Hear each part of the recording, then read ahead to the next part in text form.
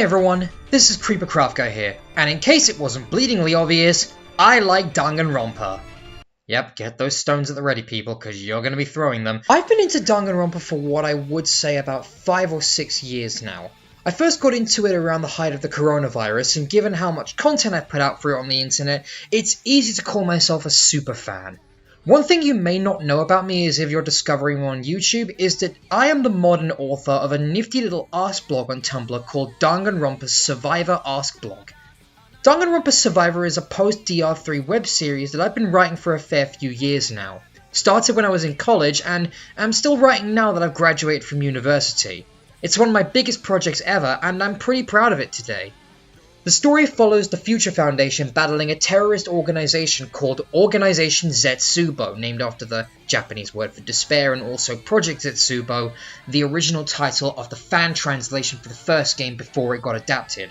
Teaming up with the characters from Danganronpa V3 who hail from a separate dimension. There's a whole thing to it, but this video isn't about that. What this video is about has to do with a very important figure related to my blog. Survivor was inspired by a very similar Tumblr Ask blog, which to date is still one of my favourite Danganronpa web series on the internet, and that is A Student Out of Time. A Student Out of Time, abbreviated to ASUR, follows Danganronpa 2 protagonist Hajime Hinata, one day waking up to find himself having travelled to the past where he's still a reserve course student at Hope's Peak Academy. The story involves him teaming up with his old friends and some new ones to stop Junko and Oshima and the Ultimate Despair from kickstarting the tragedy before it even happens, while discovering along the way just how horrible the world can be sometimes. The blog was written by a content creator named CmndrBubbles, and his work has gone on to inspire many other writers, like myself, to make their own stories. Danganronpa Survivor is one of these stories, and there are many like it, such as Despair to Future arcs or The New Future, both DR3 rewrites, and quite a few others that I've come across.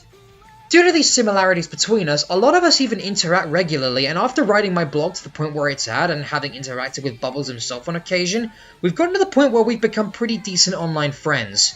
I hope at least. Sorry Bubbles, if you're watching this, I don't want to be presumptuous. I know we don't know each other that personally, but I do have a lot of mutual respect between us, each other at least. I hope this isn't offensive. Anyway, Bubbles has recently been expanding his repertoire of content on the internet by becoming a regular streamer and video content creator on Twitch and YouTube, which brings us to the topic we have today.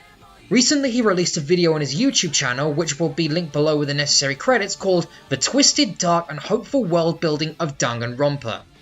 Due to my interactions with Bubbles and other mods in the community, this video was made to analyse something that people don't very often talk about in the Danganronpa fandom, but it's something that really does interest me, and that is the actual world building of the Danganronpa universe, and how there's so much more to it than just being a backdrop to the killing games, from connections to real history to the underlying themes and messages. This video is meant to be an introspection into that stuff, and today I'm here to react to it. I'm excited to hear what Bubbles has to say, and I must take the time to ask you to like the video and subscribe if you enjoy. I don't post regularly, but when I do, we have fun. And more importantly, follow CmndrBubbles in his content, because he's got a lot of really good, meaningful things to say. Anyway, I suck at intros, so it's time to dive into the reaction.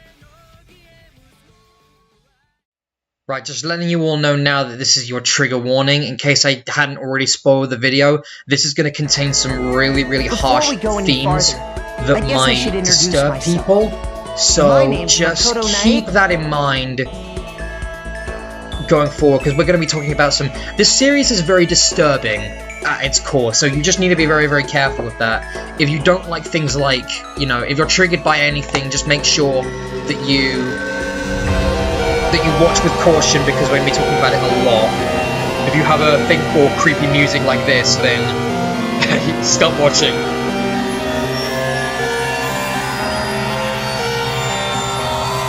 Everything's dead.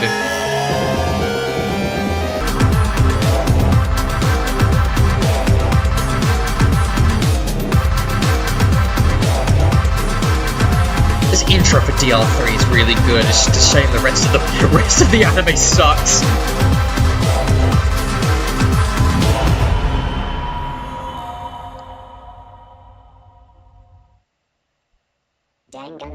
What can you say about Danganronpa? Originally released in 2010 as a visual novel, it's evolved into a massive franchise. One with not only an expansive cast and setting, There he is, but an there's the man. ever-expanding number of fan games and quasi-sequels.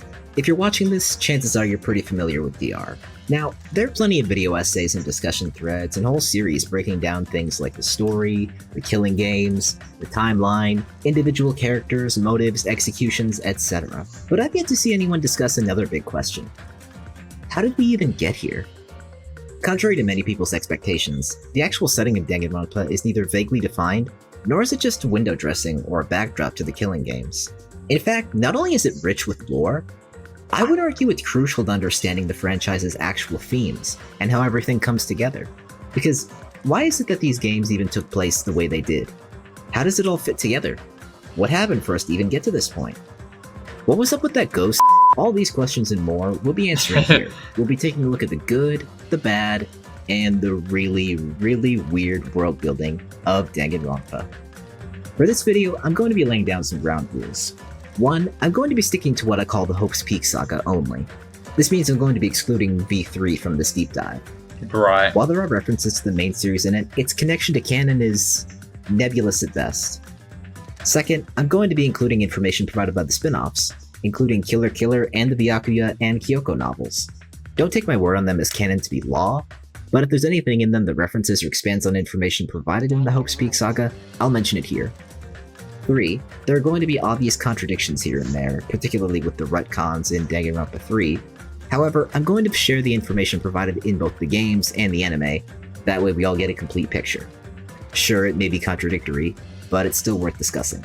Yeah. With all that out of the way, let's get started. I didn't quite realize how much DR3 retconned. I thought the main thing was Chiaki, but... Hope's Peak Academy, the centerpiece for the first game, and the facility whose shadow looms heavily over the rest of the franchise. Yep. If there's any place to start, it's here. We're given fairly succinct descriptions of the school from both Makoto and Hajime in their respective intros. Hope's Peak is the most prestigious school in Japan, quite possibly the entire world. While it's not a private academy, as it receives funding directly from the government, nobody can just apply for membership. To attend Hope's Peak Academy, you have to meet 2 requirements. You have to already be attending high school, and you have to be the top of your field. Even then, the school has to scout you first to consider you viable, and only then will you receive a letter offering you the chance to attend. And considering that if you graduate from Hope's Peak, you're basically set for life, most everyone accepts. Once you're admitted, you're classified as an ultimate student and given an appropriate title. It may not fit your entire body of work or your ambitions, but you'll have that bit of branding that guarantees you notoriety. It's such a big deal that online forums exist discussing current and future ultimates. Now, because of these strict requirements, Hope's Peak classes tend to be fairly small, with only about 15 to 16 admitted per year. This means that if we take 2nd and 3rd years into consideration, the main course has about 40 to 58 ultimate students at any given time. Pretty exclusive. But there are 2 other ways to attend Hope's Peak as well. The first is the nationwide lottery. I don't know how big the average class in a Japanese high school is. Every year, is. A lottery is held, where the name of a random high schooler is drawn and given the opportunity to attend. As I imagine there's probably around in UK. If you played the first. Sorry, I don't want to interrupt Bubbles, so I am gonna be pausing the video every now and then when I talk about things. I'm obviously from the UK, in case the accent didn't give that away, but in my classes, there's usually, I'd say, probably up to like 30 people in a UK class. I don't know how that is for the rest of the world, because obviously I've never been to school anywhere else. But yeah, I'm not certain. But yeah, could someone maybe like tell me in the comments if you're watching how many students there are in a like an average Japanese high school class? Because I know, based on this at least, that it's not 16. It's just the fact that like every Danganronpa game has up to around 16 students at minimum. So yeah. Every year, a lottery is held. Oh, sorry. Pausing again. I'm not done. This is the thing and why it confuses me, because there's the same slight spoilers for Kodaka's most recent game, but there are, if you count like the characters that you can unlock later in the story and certain spoilers in the like second half of the game, there are technically 16 students in the class of the 100 line as well. So I just kind of assumed that was the normal amount. I guess what he's talking about is he's talking about, like, let me go back quickly, because he did clarify. I need to hear this again. 40 to 50, if we take classes tend to be fairly small, with only about 15 to 16 admitted per year. This means that if we take second and third years into consideration, the main course has about 40 to 58 ultimate students at any given time. Well, yeah, but the thing about that, though, is that there are, unless I'm somehow misremembering it, there are... Oh, no, never mind, sorry. I got confused because I thought that Seiko Kimura's class was, like, class 70... was class 77B, or, like, 77A, whereas Chiaki's class was class 77, like, B or A, or one of the others, whatever one she wasn't. But I forgot that that's something I think that's something I made up. I think in actuality, Seiko, Ruruka, and Izayoi in DR3. I think they were the year above Chiaki, because I think Nagito called her senpai. Maybe that's something my brain thought of, because I know for a fact that that's how it is in another thing I wrote, Phantom Thieves of Hope, which is a Persona 5 crossover. But I think largely the reason I did that is because when Phantom Thieves of Hope happens, Makoto is a second year, Chiaki and Hajime, or like her class, are like the year above them, and I think I only made Seiko in a subsidiary class to class 77, because I wanted her to be in the story, and if she was the year above while Makoto's a second year, she wouldn't be at Hope's Peak. So I think I did it just to make sure it made sense. All this you probably knew if you played the first game, but there's so much more to get into. As explained in the prequel novel Danganronpa 0, Hope's Peak is divided into 4 quarters, each roughly the size of a regular high school, with a plaza at its center. The North Quarter houses the most recognizable part of the school, which is later referred to as the Old Building. It's a 5-story structure home to dorms, multiple classrooms, a library, a kitchen, a swimming pool, a trash room, a greenhouse, and even a bathhouse with a sauna. This is where the first game takes place. The reason it's called the Old Building is because it was decommissioned and left empty for quite a while. That brings us to the East Quarter, which is where a whole new school building and a series of facilities were established. This includes a faculty building and entire research labs devoted to biology, literature, health, physics, math, PE, linguistics, art, etc. I didn't even realize that the school was that big. Like, I knew that... This was the weird thing, is because I didn't actually know this, because I thought that the school building for Hope's Peak Academy was just one building. But now I'm realizing that that doesn't make sense, because it looks so different in DR3 than it does in Danganronpa 1. Like, the structure of the building, when you look at it inside and outside, doesn't make much sense. But I'm wondering, why is it that then, like, when we look at... Well, I guess now that I think about it, we never actually saw... The only time we ever actually saw Hope's Peak Academy from the outside in the first game was in the intro sequence when Makoto is talking about it. And after we find out the Killing Games happened, we never actually see the students leave the building. So we don't know what it looks like from the outside at the time. I think that's part of the whole mystery. Anyway. You may be wondering why they closed down the original building and decided to build a whole new one. We'll come back to that. The South Quarter houses the main course's dormitories and amenities like a convenience store and a bookstore.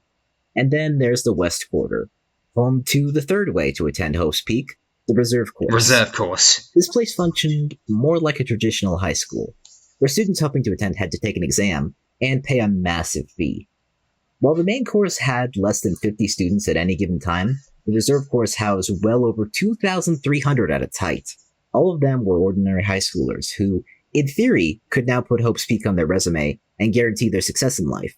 In practice, however, the Reserve Course students were treated like second class by the school. While Ultimate students could visit their side, Reserve Course students were strictly forbidden from entering the other quarters. It was essentially normal high school, without any of the real benefits or prestige associated with Hope's Peak.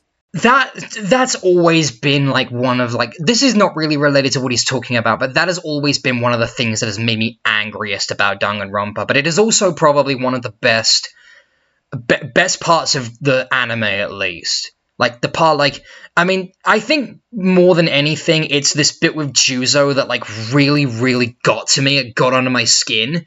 And then proceeded to get worse later with the revelation that, like, Juzo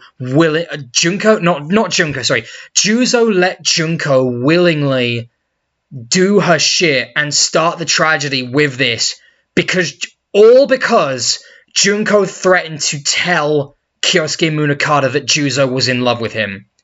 And yet earlier in the anime, we have Juzo, who, even though I know it's said that Juzo did it because if Hajime went to investigate what happened, the reason why Hajime is getting into the school is because he wants to figure out what happened with the girls who died in Twilight Syndrome, and he wants to figure out, and Juzo stops him not just because he wants to cover it up, but because if Hajime investigates, the steering committee, who he's definitely going to talk about in this video, will probably kill him.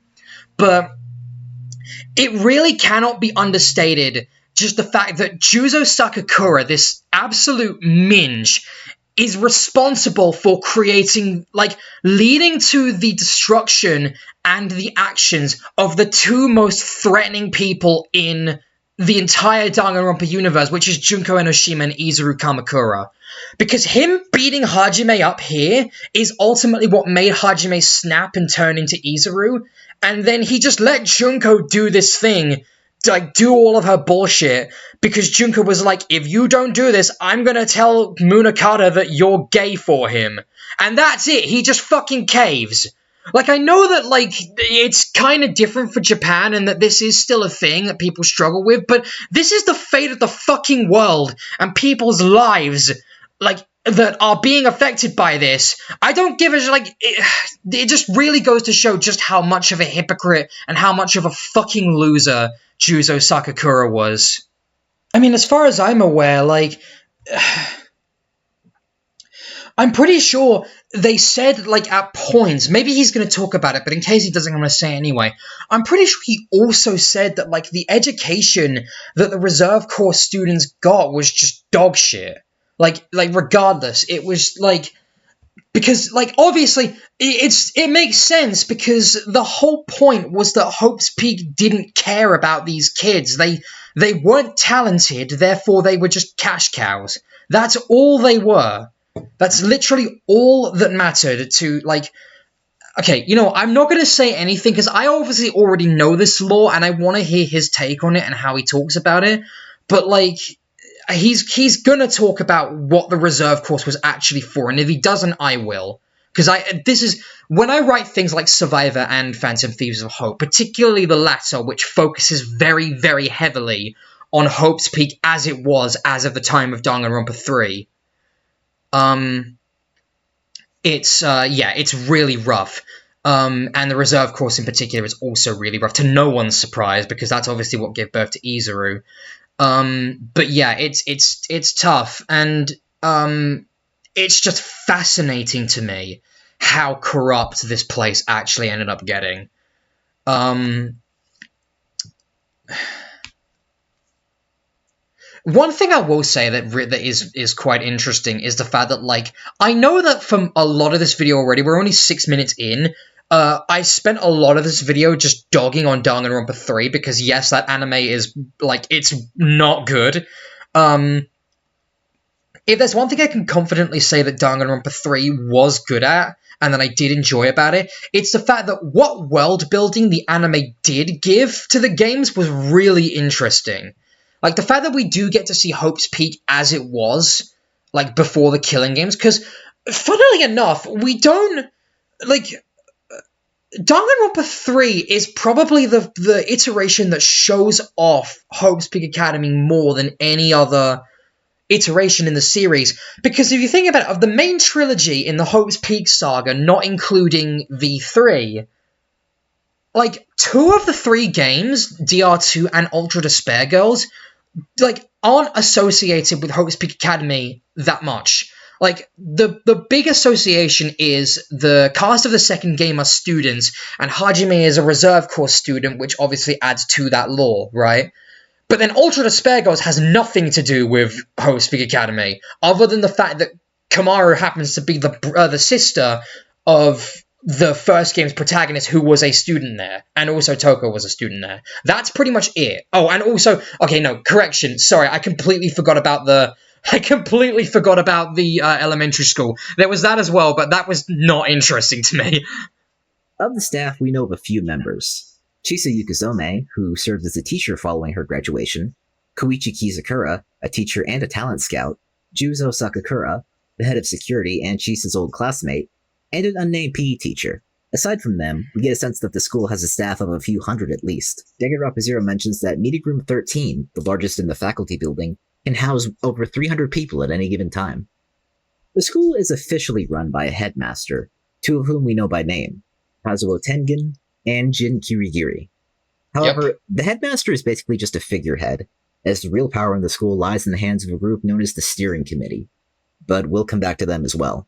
There also existed an elementary division, specifically devoted to gifted children or Little Ultimates. While comparatively little is known about it, a collectible in Ultra Despair Girls clarifies that being accepted here doesn't guarantee one a place in Hope's Peak itself. You still have to be scouted. The elementary actually uses an entrance exam and an interview section, which suggests that this was the basis for the reserve course, given the elementary was highly successful. The only students... An entrance exam for... I didn't know that. An entrance exam for who? The students? Because Nagisa and Monica I definitely get, but, like, there's no way Masaru is passing... Maybe if it was for his particular talent, if he was excelling in sports, maybe he could do it. Okay, I don't know. He's probably about to talk about it, because the Warriors of Hope are probably a special case. The elementary actually uses an entrance exam and an interview section, which suggests that this was the basis for the reserve course, given the elementary was highly successful. The only students we know of who attended the elementary were the Warriors of Hope, a group of children who all faced serious domestic abuse and were considered troublemakers. Just before things took a turn for the worse, there was also going to be an overseas branch of the school. Where exactly this was meant to be is unclear, but it was located on an island. And that's a very general sense of our school. But how old is it? See, an odd detail in the first game is that Makoto says the school has hundreds of years of tradition, but it's established that he was part of the 78th class. This could just be a case of early installment weirdness, so I don't consider it too much of a big problem. However, him being part of the 78th class leads to another question. When does Danganronpa take place? See, there's only one established date in the entire franchise, visible on the orientation guide Makoto receives. The thing is... I know he's talking about it, but I've always been of the mindset, and I put this in some of my works, that Hope's Peak Academy and Danganronpa 1 happens around 2010. Danganronpa 1 happens in 2012, because Makoto and his classmates are admitted in 2010, and the reason why I say that is because Danganronpa 1 came out in 2010. So that's sort of how I've seen it. But the timeline is very wacky, I've come to realize. In the entire franchise, visible on the orientation guide Makoto receives. The thing is, this date depends on what version of the game you're actually playing. The original was in 2010, while the Anniversary Edition updates this to 2014. Because the Anniversary Edition came out in 2014, it's trying to adapt to that, I see, alright. The answer and simply say, based on these dates and the class numbers we know of, that Hope's Peak was started around 1932 to 1936. We also know it was founded by a man by the name of Izumi Kamakura, whose goal was cultivating personal talent to create hope for those in and outside the school. Actually, I don't know what the original E3 was like. As the original time frame. The world was still in the grip of the Great Depression. Wait, go back, sorry, what? Whose goal was cultivating personal talent to create hope for those in and outside the school. This is a very interesting period to have as the original time frame. The world was still in the grip of the Great Depression. President FDR began implementing his New Deal. The Soviet Union was putting its second five-year plan into practice. And Germany was implementing its earliest Nuremberg laws, legitimizing racial and anti-Semitic discrimination. As for Japan, well, this was right between the invasion of Manchuria and the start of the Second Sino-Japanese War. At this time, early in the years of the Showa period, Japan experienced a massive increase in industrial and military power, as well as a burgeoning democratic movement. The Taisho democracy, which lasted from 1905 to 1932, saw a massive push for greater political participation, a rise in political parties, and significant labor and social movements. However, this era was also largely steeped in eugenics and social Darwinism. These ideas were certainly not unique to Japan, nor the other fascist states of the era, but were popular all over the place. This idea of improving the human gene pool by encouraging the talented and intelligent to breed, while discouraging or even denying that to ethnic minorities, people with mental or physical disabilities, or anyone who is just seen as unfit. In Japan, journalist Ikeda Shigenori started a pro-eugenics magazine in 1926. He also promoted establishing... That's amazing how that works out, though, because, I mean, the problem with Japan is, like, people are always, like... Japan, the way that it conducts itself is very interesting, because it has so many ups, and there are some points where they feel like they're way ahead of everybody else in the world, in terms of how far they progress as a society, but there are other parts of it where it feels like they are working backwards. Like, largely because there is a very strict, very, very strict social hierarchy system, I believe, in Japan. Which I think is largely why Danganronpa taking place in Japan makes the most sense. Because there's such a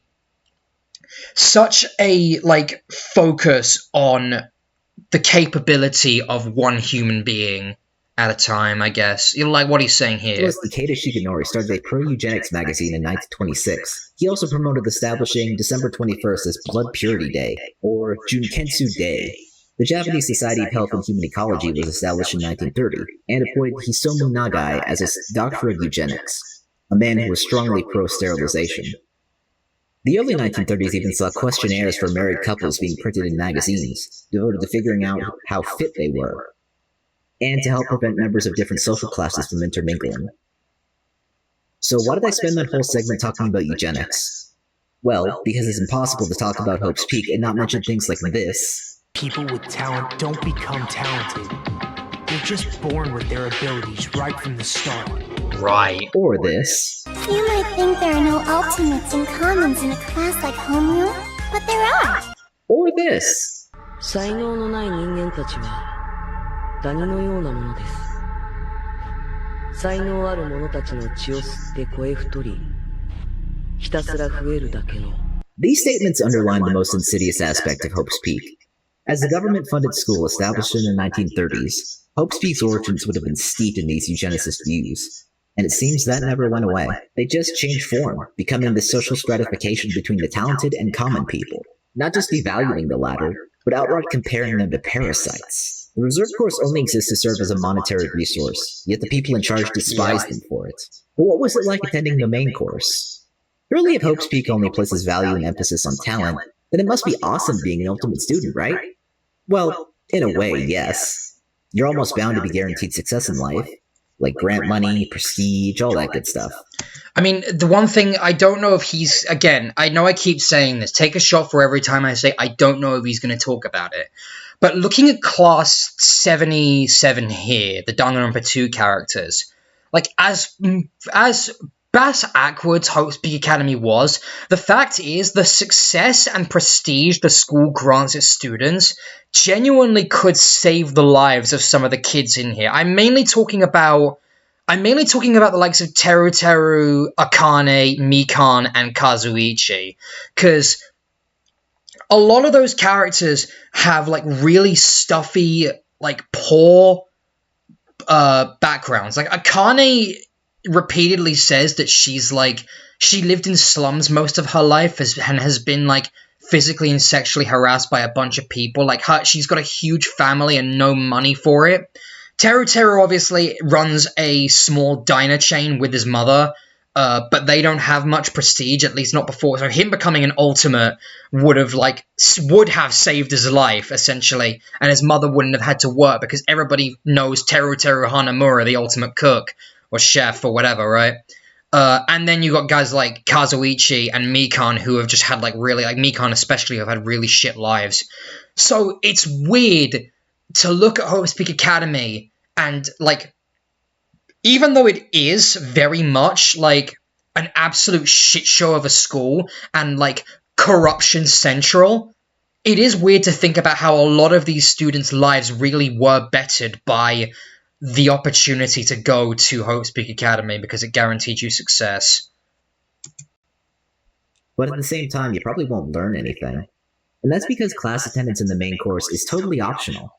What they actually encourage is for ultimate students to focus strictly on their talents, whatever that might be. No academic routines or tests, no classes to help teach them important life skills, and students are even allowed to waste away in their dorms if it means they're focused on what they're good at. The only real tests we see are the practical exams, where they have to demonstrate their talent. Not just to a private panel of the school's judges, but to dignitaries and even a whole media circus. If you're an ultimate, you're not just told that you're going to be the future hope of the nation, but any mistake you make is going to be put on full display for the nation and the world to see. And if you fail, you can say goodbye to all those benefits that come with being talented. And even as an ultimate, you as an individual don't matter. Your worth is only defined by what you're good at, with no real regard for anything else. Ultimate students are basically circus animals. Yeah, and that's exactly how the school prefers it. Because while the school may pride itself on fostering talent, none of this is because they help people succeed. It's because they have their own ambitions.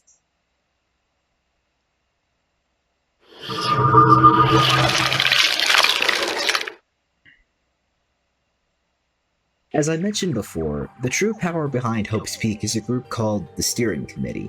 They're a collection of 4 unnamed old men, all described as deeply arrogant and greedy. They look down on everyone else, even people who they need help. This might be a bit of a hot take, but I genuinely am of the mindset that the Steering Committee are worse villains than Junko and Oshima are. Like, I know that's stupid to say, because realistically speaking, Junko and Oshima literally broke the goddamn world, like destroyed everything, sent the entire world into a state of apocalypse, and like just crushed the hopes and dreams of every person alive in Danganronpa. But I know Bubbles is going to talk about it here. I know for a fact he's about to talk about it.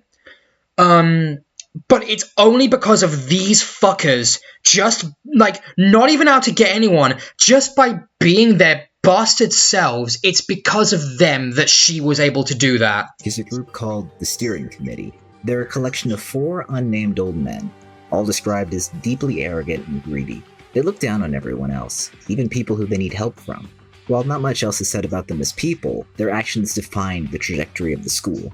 Most of what we know about them comes from Danganronpa 0, where it's made clear that they were the ones who chose to open up the reserve course, bringing in a new stream of revenue and allowing for them to massively expand the school in less than 2 years. What they care about most is the school's image and prestige, to the point that even though he holds very little actual power, they will shift responsibility and blame for anything that goes wrong onto the headmaster. They also had the authority to completely overrule the decisions made by the headmaster and the other staff, and to make choices for the school without their say.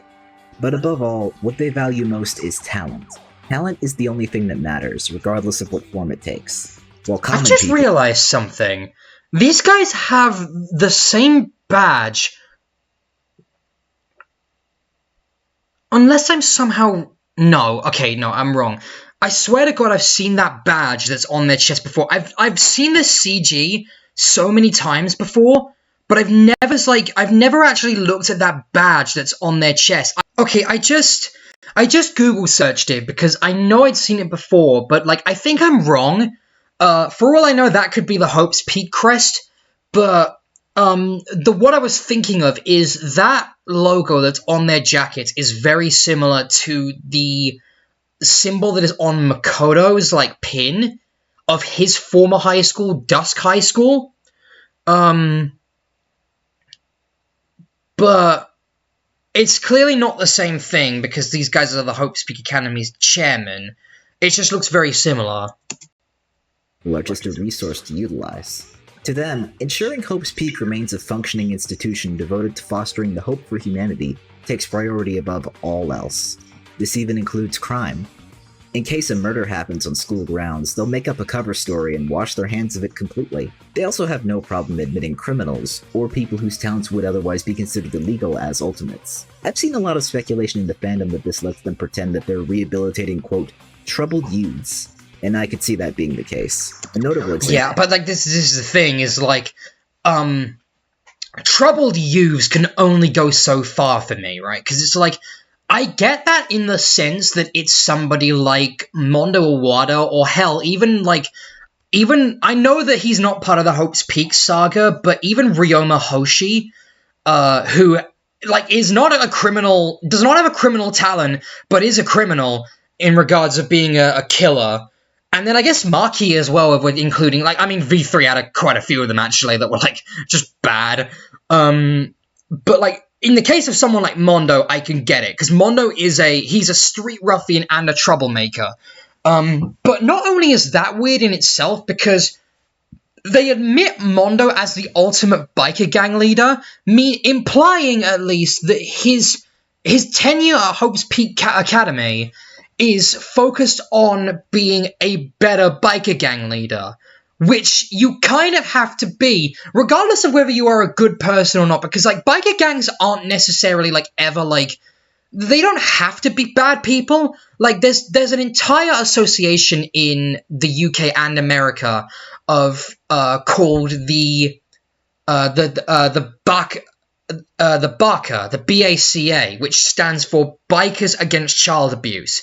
And it's basically this group of, like, leather-wearing bikers in a gang who basically stand up against child abuse crimes. They help children out of difficult situations, handle court hearings and stuff. They're not, like, explicitly violent towards abusers, but they do what they can to, like, sort of help kids out and then, like, sort of indoctrinate them into their group, if they so wish, right? But they're a group, they are not talked about enough, and they are a group of brilliantly nice people, from what I can tell, right? So if it's the idea that the Crazy Diamonds are like this, and we know that they probably are, because Mondo is just, like, despite his problems, he is generally a swell guy, but it doesn't change the fact that, like, they're still taking in this ultimate biker gang dude and training him to be a better biker gang dude, which he still needs to be his usual punk-ass self in order to be. But Mondo, even putting him aside, is not the problem. The problem is someone like Fuyuhiko. We're taking that logic, and again, Fuyuhiko is a good dude, like, unquestionably, he is a nice guy when you, like, get down to it. But he's still the ultimate Yakuza. He is quite literally from a crime family. And it just doesn't make an awful lot of sense how you could be like, oh, we're cleaning this guy up by making him the ultimate Yakuza. How the fuck do you plan on doing that? Because for me, maybe, I don't know if he's going to talk about this in this video, but now that I'm actually thinking about that and saying it out loud, this inviting students like Fuyuhiko and Sonya, the ultimate Yakuza and princess respectively, that feels to me like it could lead into some kind of pyramid scheme of Hope's Peak Academy trying to assert control over their individual organizations. So, like, having some kind of dictated power on account of these clans' future rulers, the Kuzaru clan's future rulers and the Novoselic Kingdom's future ruler, having some power to dictate over them because they were both invited to the school as students, which in itself is just way more fucked up now that I'm saying that and realizing it out loud. And I guess the same, not that I expect him to be swayed by it, but the same kind of goes for Byakuya in that case, because he's from, like, a very prestigious family. Which is, oh shit, I didn't even realize that now that I'm saying that out loud. I'm wondering if Bubbles is going to talk about that. I don't know if he will, but if he does, I'm glad he caught that. Rehabilitating, quote, troubled youths. And I could see that being the case. A notable example is Twilight Syndrome murder case, where Natsumi Kuzuryu was murdered in the school's music room, and the whole incident was blamed on a pervert, as someone's swimsuit also went missing around that time. The killer was, however, a girl named Sato, a friend of Mahiro Koizumi, both of whom were victims of Natsumi's bullying. Sato convinced Mahiro to help her bury the evidence, but Natsumi's brother and Mahiro's classmate Fuyuhiko learned the truth and later killed Sato with a baseball bat. All of this would be covered up by the school. All those involved, including several members of Class 77, weren't allowed to say anything. But you may be wondering, why? Why go to all this trouble for the sake of a nebulous concept like talent? Well, you remember when I said their goal is fostering humanity's hope? To them, ensuring Hope's Peak remains a functioning institution I like that, he did the Danganronpa flashback thing. Takes priority above all else. That had a double meaning to it. As I said, both Ultimates and Reserve Corps students don't matter as individuals. Hope's Peak is a laboratory, one where the steering committee and their fellow researchers can study the talents of the Ultimates, and not only have all the money they could ever need to finance the school, but to also finance their secret pet project, and that was the Hope Cultivation Plant. also known as the Izuru Kamakura Project. The greatest ambition of the steering committee was to create a person who could embody every talent and skill known to mankind. I love this the power story. to do literally anything at the greatest level of aptitude. In It's their so mind, someone like this delightfully would have messed both the up. knowledge and the capability to solve the world's problems. They would become mankind's ultimate hope. But to achieve this, everything that person once was would have to go. They would have to suppress or remove every thought, emotion, hobby, memory, and personality trait that would interfere with acquiring talent. A process that would require extensive brain surgery and reprogramming before they had their Superman. They wouldn't just need someone without a talent. They would need someone with a desire for one, and the will to agree to something like this. That was the secondary purpose of the reserve course, a perfect source for potential candidates, and they eventually found one, a young man by the name of Hajime Hinata. Yeah. A couple of things I want to say on this, right? So, the reserve course was, in the grand scheme of things, a pretty genius idea, because not only did it fund the Kamakura, the money that the Hope's Peak Academy got from the reserve course was used to fund the Kamakura project and get the scientists on the payroll. And at the same time, because the reserve course students were talented and had so many students in it, they ended up having a wide variety of people to choose from, and they ended up taking advantage of one student, which was obviously Hajime, and his innate desire to be something greater. Another thing I read somewhere, and I don't remember if this is official or not, or if Bubbles just mentioned it because I might have missed it, is it's implied that the Kamakura project and what it eventually became with the creation of Izuru, it wasn't just the project of the steering committee. Creating a superhuman that eventually did become Izuru, I read somewhere that that's the entire reason Hope's Peak Academy was founded. It's kind of like taking the research that they do on these students and their special talents, and then getting it all together over the course of however long Hope's Peak's been around, according to this, probably about 100 or so years from what Bubbles said, or just under that, and then creating Izuru from all that gathered data. So this was a thing that was going on when Izuru Kamakura first founded the school, and this was a thing that... This was why he founded the school in the first place. It wasn't because he wanted to get talented people together. He was trying to steal, or not really steal, but research them like their test subjects and use the research results to create a superhuman who could do everything. So yeah, that's that. By exploiting his insecurities and his admiration for Hope's Peak, they were able to convince him to agree to the project, and they transformed him into their ultimate hope, renaming him Izuru Kamakura. But while they succeeded in granting him both the knowledge and the capability, what they failed to give him was the will. With all the power in the world, but all of his connections to humanity suppressed, Izuru had no drive and no ambition. He also shared the committee's own disgust for talented people, also comparing them to ticks. And he even felt their existence had brought the world to a deadlock. Ultimately, with superhuman analytical abilities, he found the world easily predictable. He even realized that he was being exploited by the committee, but had no motivation to change it. No matter how much he tried to free himself from the boredom, anything unpredictable was stimulating for a moment, then quickly became tiring. He wanted to find a way to free himself from his eternal boredom, and this would lead to the beginning of the end. See, the steering committee had decided to admit 2 other people to Hope's Peak, one of them being someone with a similar talent, someone whose talent, while not officially recognized by the school, lay in that same field of analytical understanding, that person being Junko Enoshima and her sister Mukuro. Now, say what you will about her as a villain, but Junko had plenty to work with when it came to Hope's Peak's corruption, exploitation, and immorality. After their admission as members of the 78th class, Junko and Mukuro first tried to kill Izuru, but this ended very quickly. So instead, Junko decided to offer him a source of unpredictability, just to get a taste of what her worldview was like. This is what led to the tragedy of Hope's Peak, aka the Student Council killing game. Shown in Despair Side and serving as a major driving force in DR0, Junko brought together a group of Hope's Peak Student Council members and essentially forced them to kill each other, providing them with weapons, motives, and a very unsettling performance by Mukuro as a backdrop. Also, Izuru could watch. Ultimately, 13 people were killed that night. I don't which is- understand, because this is something I think that gets retconned, but in Danganronpa 2, they said that Izuru was the killer responsible for this massacre that he's talking about now. In a way, he was, but like it's more like it's less like Izuru was the culprit and more like he was the reason why Junko was the culprit, because she was trying to like entertain him effectively. Also, Izuru could watch. Ultimately, 13 people were killed that night, with just one survivor, Ultimate Student Council President Soshun Murasame, later being strangled to death by Junko's childhood friend, Yasuke Matsuda. And afterward, the steering committee decided to not only seal off the crime scene, but to move everything into a new building and shut off the old one.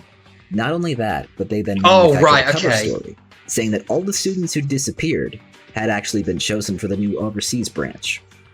Which means that not only was the steering committee already considering opening up the school beyond Japan, they used the tragedy of Hope's Peak as the impetus to do so. Or at least they planned to. Oh, fuck. Of course, all of this was for nothing. Junko leaked the truth about the events to the reserve course, and let them see just how little the school thought of them. They began a protest against the main course, which the steering committee, in another attempt to save face and downplay the issue, dubbed the Parade.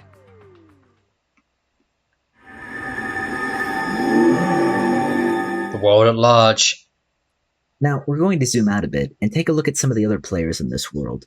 But first, another bit of history. Even with Hope's Peak's presence, some things have changed while others have stayed the same.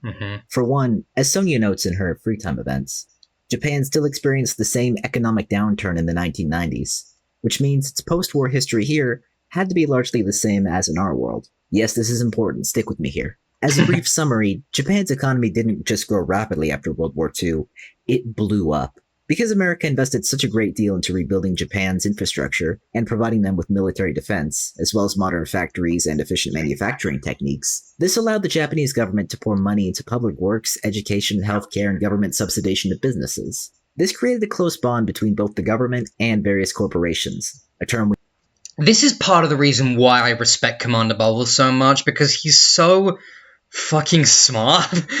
He just knows, like, this is the thing, is like, when you're gonna build a world like he does in something like A Student at a Time, he, like, doesn't hold back when it comes to analyzing the shit at the time. I don't do that, which leads me to create a lot of world continuity errors. For example, I believe in one of my stories, I don't know which one, I referenced the conspiracy theory QAnon in a time where QAnon didn't exist. So, this just goes to show that I'm just a dumbass who likes these characters, and this guy is like a education machine. While this did allow Japan's economy to explode in the 70s and 80s, to the point where the Imperial Palace was valued at more than all the real estate in California combined, it was built on a facade. Contrary to the view that Japan was destined to economically dominate the future, the country was in the midst of an economic bubble, which would burst around the start of the 90s. While we don't have many details on the politics of Japan in this setting, we do know of at least one prime minister, Toranosuke Ishimaru, grandfather of Kiyotaka from the first game. Okay. He was the former Ultimate Manager and was considered a genius by his peers, which allowed him to make it into public office. However, after just a few months, a massive series of scandals forced him to step down, leaving his family with crippling debt and public shame. Because of all this, Taka himself had come to hate the term genius, and applied himself through sheer hard work and determination to get to where he is. He had an ambitious goal of one day becoming Prime Minister himself, to make up for the damage his grandfather caused. I didn't notice this until I started writing the script, but if you look, there's a lot of emphasis placed on wealthy families and organizations in these games, and very few are shown in a positive light. The first and most well-known is the Togami Corporation, owned and run by the Togami family. Now, we don't learn much about the corporation itself, but Byakuya is allowed to buy and trade on the stock market even though he's a teenager, and he believes it's his family's destiny to rule the world. So we can get a pretty good idea of how powerful they are. As we also learn from Byakuya, their system of inheritance is very unconventional. See, rather than taking a wife, the head of the family couples with exceptional women around the world. Then when the time comes, their children are all forced to compete against each other until only one is left standing. The winner is guaranteed the privilege of becoming the next head of the family, and the rest are considered dead to the name, unworthy of even having the name. What does that say? For the record, Byakuya would never even have had this opportunity if he wasn't born into this family, which only happened because Mr. Togami found his mom exceptional by whatever his metrics are. So despite what else he claims in his FTEs, Byakuya was born into privilege. The only thing he won was the right to claim it all for himself. Okay, yeah, up yours, dickweed, is what you're saying. Family, and the rest are considered I didn't really even dead think to the about name, that. unworthy of even having I the just name Togami. remember that conversation, like, it made me respect Byakuya a little more because I realized that he had to, like, he was born... I mean, it's still something you have to feel sympathetic about because, like, he was born into a competition that, like, someone wasn't even really, that some probably didn't even want part of. Minor spoilers, major spoilers rather, for Danganronpa Survivor, but I play around with this in my own blog. One of the villains of Danganronpa Survivor is a character named Akira Tsuchiya, who his original version is from Danganronpa Rebirth/Rebirth Voices, where he's the ultimate NEET. And has no connection to Byakuya whatsoever, but I changed his backstory in Survivor so that originally when Akira was born, and what led to him being so close to his grandmother, which is something that was part of his original backstory, is he is a Togami, but because he refused to participate in the Togami tournament and bowed out, he was so dead to the family that all records of him got scrubbed.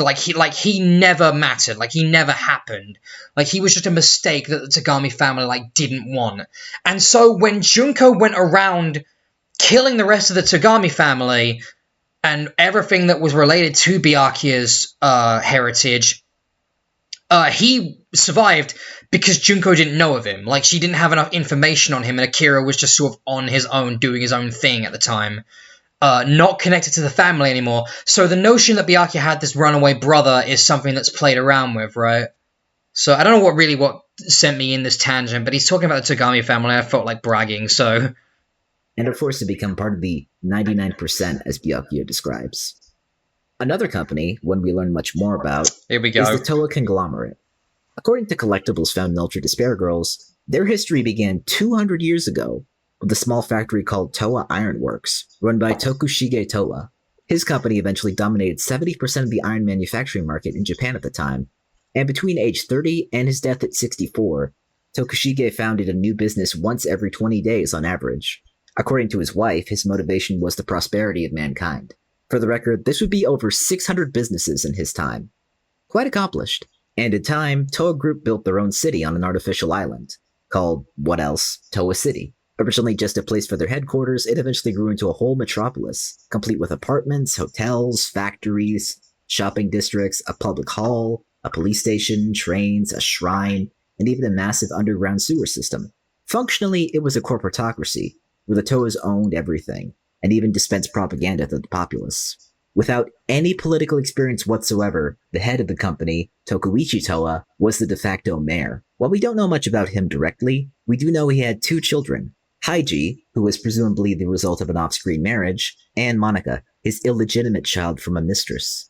While he only initially allowed his mistress to have Monika if she'd raise her, she dumped her onto her father and left. Tokuichi and Haiji were always very cold to Monika, treating her like an alien in their own home.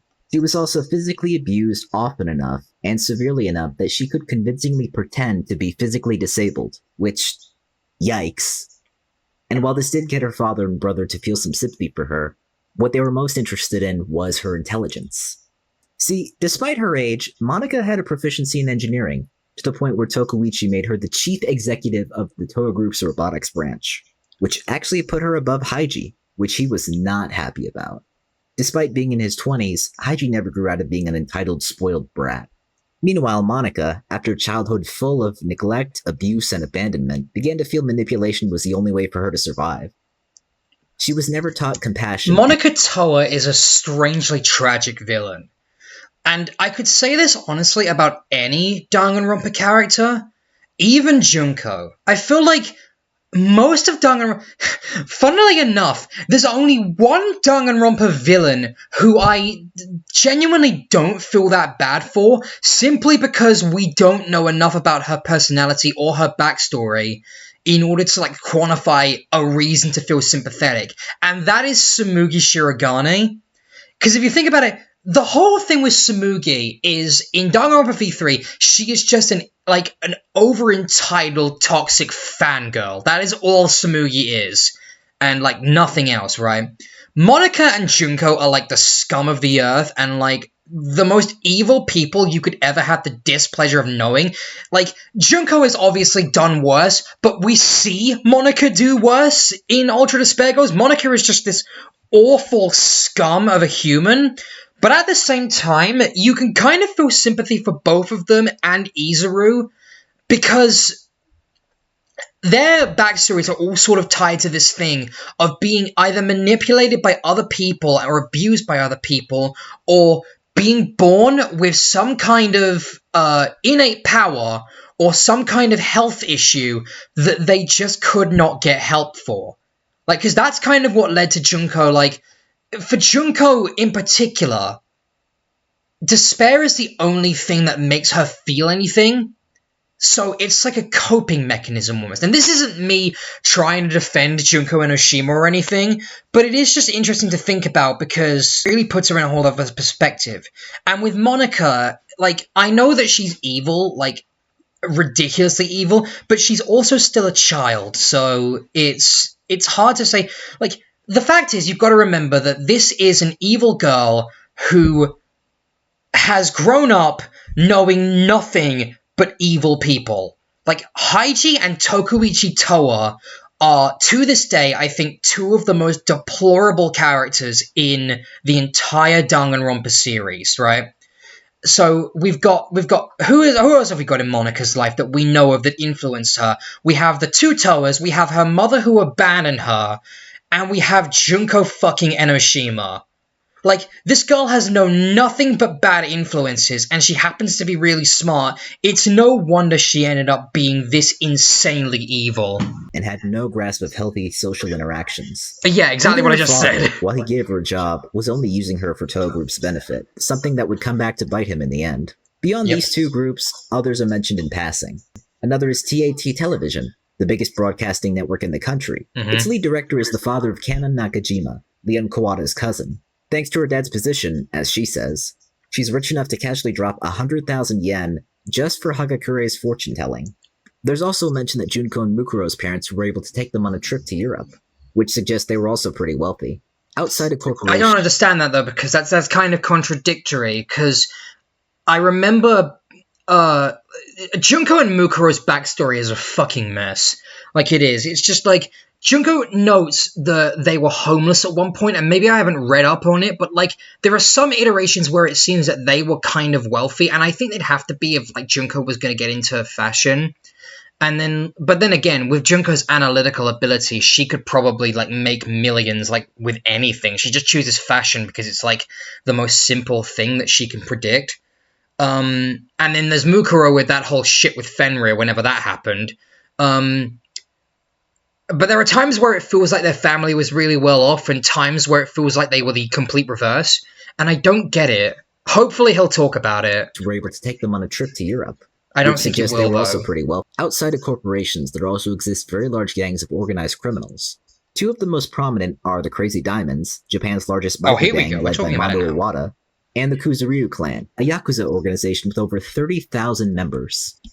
Another one very important to the lore is Fenrir, an elite mercenary organization. Oh, I want to hear talk about this. Unlike other military contractors, they're said to engage directly on the front lines, each one with the prowess of an entire squadron of soldiers. Or at least they did, as the group ceased all activity at some point before THH, and it's believed they either imploded from internal tensions, or they were neutralized to keep them from leaking the many state secrets they'd collected. Whatever the case, the only known member is Mukuro Ikusawa, who left her family during the aforementioned trip to Europe.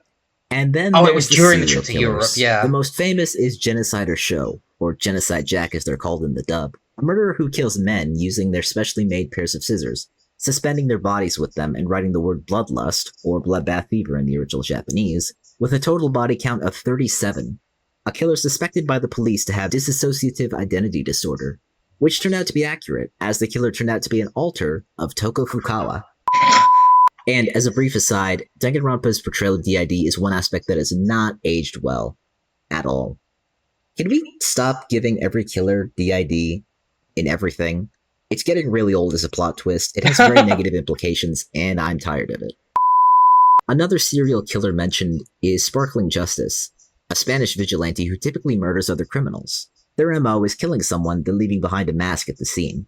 Of course, while they claim to fight for justice, they were once interviewed by a magazine, and then later murdered the journalist who spoke with them. Crime as a whole seems to be a lot more severe in this world, even before the tragedy. A particularly serious case was the Gebura massacre. The product of Junko wanting to see if her sister's talent in killing was obsolete. So she had Mukuro go on a killing spree throughout the Gebura Junior High School, slaughtering all but 2 students who hid in a locker. So many crimes seem to have taken place and gone unsolved that Hope Speak actually had a section of the library devoted to classified government documents and police reports on cold cases, quite likely in the hope that having Ultimates investigate them could help them find solutions. There even exists a group known as the Victims Catharsis Committee, a non-profit organization whose purpose is to offer victims of crime a chance at catharsis against those who've wronged them, which they do by setting up their own games called Duel Noirs, which can get very elaborate. But to counterbalance all this, there were also people on the side of justice. The most prominent was the Detective Library, a politically neutral organization created roughly 15 to 20 years before the events of the first game. With approximately 65,500 registered detectives, the DL brings together investigators with different specialties and levels of experience necessary when tackling what they classify as the 9 levels of crime. The public is given access to I'll read these out. 9 levels of crime. So 0 is the general crime status quo. 1, religious crime, brainwashing, illegal teachings, etc. National crime, terrorism, rebellion, restrictive action, business crime, fake currency, embezzlements, breach of trust. I don't think this is a ranking, because this is a really fucked order. Breach of trust, etc. Nature crime, destruction of nature, poaching, illegal disposal. Technology crime, illegal access using the internet to swindle. Sex industry crime, prostitution, gambling. Art crime, art theft, counterfeit selling, etc. Freedom crime, threatening confinement, kidnapping, acts that take away one's freedom, etc. And murder, mugging with murder, murder with locked rooms, etc. So Kyoko is a class 9 detective. She's a homicide detective. What they classify as the 9 levels of crime. The public is given access to the help of these detectives whenever necessary, the most experienced and well-known being members of the Kirigiri family, from the library's founder Fuhito Kirigiri to his granddaughter Kyoko. But even this group isn't free of stratification. The detectives themselves are also given ranks, with their number growing smaller the more crimes they solve and topics they master. Having a middle 0 in your rank makes you an expert in numerous fields. 0-0 means that they're at the top of their field and quite famous. A 0-0-0 is basically a living legend. And, in its entire existence, the library's only seen 4 detectives reach this rank. Now, let's take a moment and consider what the world outside Japan is like. While we know plenty of real-world countries exist, like Spain, Egypt, America, and France, there are also some fictional ones as well. Sonia Nevermind's homeland is a European micronation called Novoselic. According to her, while it's small enough that it's overlooked by many cartographers, Novoselic, by the way, as a bit of a side fact, is named after Krist Novoselic, who is the bassist for the band Nirvana, and Sonia herself is named after their album Nevermind. Also, I'm pretty sure that her former high school is, yes, I'm remembering now, I'm trying to remember the fact. Her former high school is called, I think Utero High School, which is named after In Utero, which is another Nirvana thing. It's a land with over 1,000 years of history, all under the protection and guidance of its royal family. Novoselic is fucking insane, by the way. It's one of my favorite parts of the Danganronpa world building, because what they do with it is really silly. It's really fun. They have a thriving economy, allowing their population to live relatively comfortable lives. But they also have some strange laws, such as it being customary to arrive 13 minutes before an arranged meeting. Anime is also very popular over there, and their specialties include chocolate and wine. It also has some unique wildlife, such as the makango, the skong, and the piranke. Sonia also expresses a lot of concern for the conservation of these creatures, which she hopes to improve once she becomes queen. However, while it's a relatively safe place, it's not immune to this world's same brand of chaos. Terrorist attacks and coup attempts have been made by insurgents many times in the past, and Sonia herself was abducted twice in her life. Despite the peace, courses in modern warfare are given in elementary school, meaning children in grade school can operate tanks. There's also Jabberwock Island, an archipelago somewhere in the Pacific, likely near the equator. With year-round summer weather, it was a popular resort destination, similar to places like Tahiti or Bora Bora. It would also play an unexpected role in the future of mankind. Killer Killer also mentions a place called the Republic of Lamatia, although we hardly know anything about that place. Finally, while it's never fully explored, Byakuya mentions that there's a secret council that controls the world from the shadows. While it may seem like a joke at first, he later says the Togami family is involved with them, and thus it's his duty to understand the world on all levels, which is how he can confirm the classified documents in Hope's Peak are the real deal. Whether this council is real is never clarified in the games themselves, but it's likely a reference to conspiracy theories about the Illuminati and real-world wealthy families like the Rothsteins. We never see what's in those documents, but according to Byakuya, there's enough in them for a commoner like Makoto to risk being disappeared if he reads them. The Danganronpa Togami series actually expands on this a little, although canonicity on this matter is unclear. There, they're called the Council of Global Controllers, consisting of 33 members, including Byakuya and Sonia, with their meetings always held at the Church of Bones in Prague. They've gone through multiple iterations, and it's believed that the group was centuries old. But rather than some malicious shadow government assassinating people, they're actually a benevolent organization that intervened in times of danger, or when the world needed guidance. So as we can see, Danganronpa's Japan is rife with social stratification, with a clear divide between commoners and ultimates, where the rich are absurdly powerful and crime is rampant enough that whole organizations need to be founded just to tackle it. Those who are in power, and those who are training to receive that power, are taught to look down on those different from them, to view talent and accomplishment of any kind as proof of their inherent superiority. The common people are also surrounded with hopeful messages from books, magazines, ads, shows, all encouraging them. But that encouragement could just as easily be seen as an extension of Hope's Peak's tentacles, trying to find new sources of talent to study. And it was because of these attitudes and this ongoing divide that it all came crashing down. Here we go. How to destroy the world. Here we go. This is where it gets good. Danganronpa offers us a very unique sort of apocalypse. It wasn't the result of a single event, but a chain of dominoes that had already been set up. All it took was one person to knock them over. That person being Junko Enoshima. Yeah. And that first domino being the tragedy of Hope's Peak. With the deaths of the student council members and the reserve course in protest, this started a movement that spread all over the internet. A whole online community emerged based around it, which included not just students, but people of various races and nationalities. I want to know more about this bit in particular because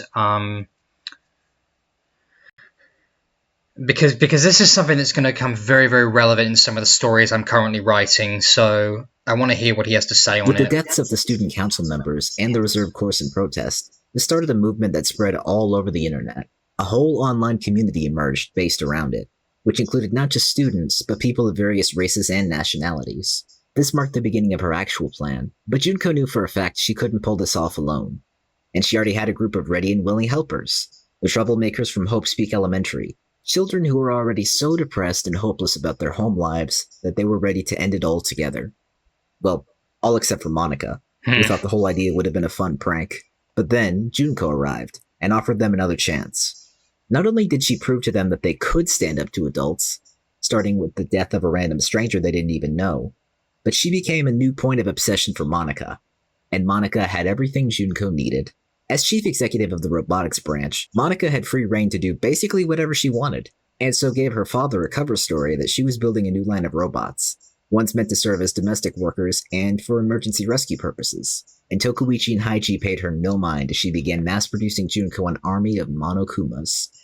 Meanwhile, in the world at large, the demonstrations quickly evolved from a student protest into uprisings against the rich, a movement that quickly spread globally. And many were optimistic that it would burn out quickly, but it didn't. As people took to the streets and began taking a stand for social issues, abnormalities began to show themselves. At some point, the motives and modus operandi shifted, where the only goal became violence. Strong people killed weak people killed the weakest among them, and the weak formed factions to lynch the strong. None of it took place all at once, though. This was all the product of a continual erosion of a stable society. As the media overflowed with reports of death and destruction, people eating their dinner as they watched. I'm I'm glad that he's clarifying this, because this is something that I've seen people like really get confused over. Like, I want to make it clear, this shit didn't happen overnight. Like, Junko just took, like, even with what happened at Host Peak Academy, literally all Junko did, like, she started one killing game for the sake of Izuru, and almost everything that happened after that, including the parade, quote unquote, and then all of the stuff that Bubbles is talking about right now, all of that just happened on its own. Like, quite literally, all Junko did was show Izuru how it feels to despair, and then show the reserve course Izuru. And then everything else that happened after that, with the exception of, I guess, Monica building the Monokumas, like he just said, everything just sort of happened on its own. Junko did, like, two things. As the media overflowed with reports of death and destruction, people eating their dinner as they watched, they became desensitized. Violence became the new norm, and death now became a certainty, especially as these killer robots started attacking people. All of this was the work of Ultimate Despair. Now, regardless of what you prefer as the origin of Ultimate Despair, whether you prefer DR2's explanation that Junko manipulated their weaknesses and fears, or DR3's that they were literally brainwashed with a video, the end result was ultimately still the same.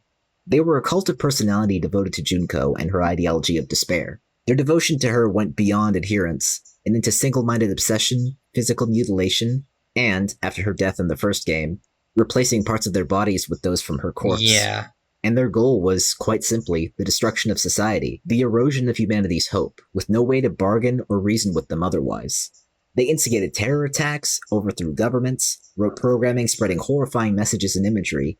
Their influence spread from the highest levels of government all the way down to legions of ordinary people. In this time, the world was consumed by war.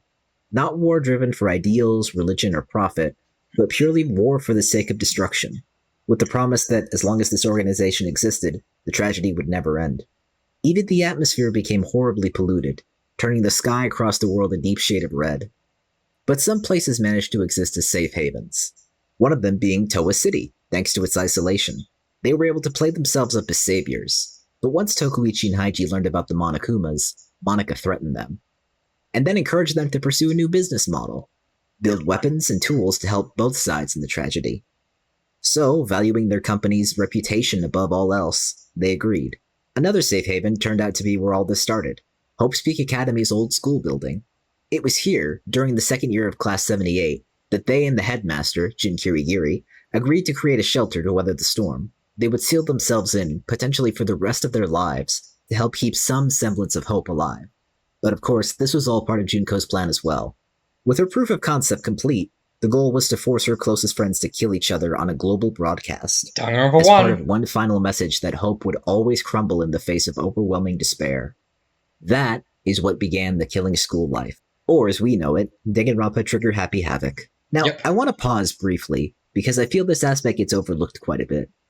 Junko is often presented as this absurdly intelligent master manipulator, able to turn the world to this chaotic mess single-handedly, and for no real motivation other than because she can.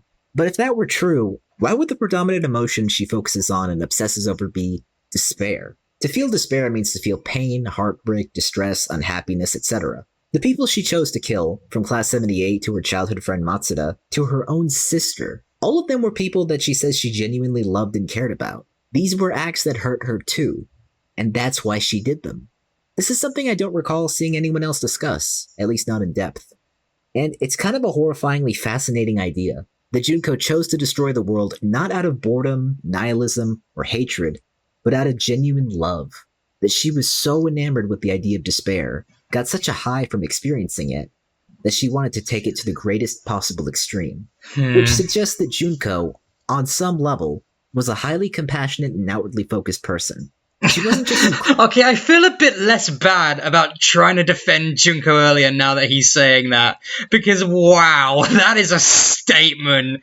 You have to say, like, this is quite possibly one of the worst, like, not necessarily in terms of, like, she's written badly, but one of the worst people that have ever existed in any media ever. And you're saying this about her. That's insane. Crazed murderer or sadist. This isn't me suggesting she had good intentions when she manipulated these events. Okay, got it. It's just the idea that, as a villain, her motivation has more in line with unconditional love than what people often attribute to her. An unconditional Junko love has that fostered the most unconditional destructive love. event the world Unless had I ever don't. seen. But of course, as we know, her plan backfired.